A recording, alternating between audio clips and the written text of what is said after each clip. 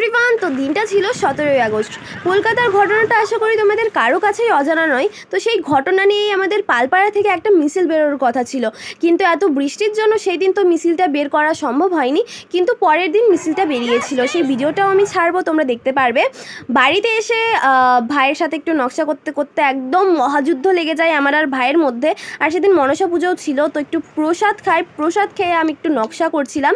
তারপরে ভাই আবার উল্টোপাল্টা কোশ্চেন করা স্টার্ট করে দিল। একটা ফ্রিজে হাঁটিকে কিভাবে ঢুকাবো আমি দেখাচ্ছি, এক মিনিট। এখন আমি ওকে দেখাবো লাইভ কিভাবে ওর কোশ্চেনের অ্যানসারটা দেওয়া যায়। চলো লাইভ প্লিজ। এটা প্লিজ। হ্যাঁ,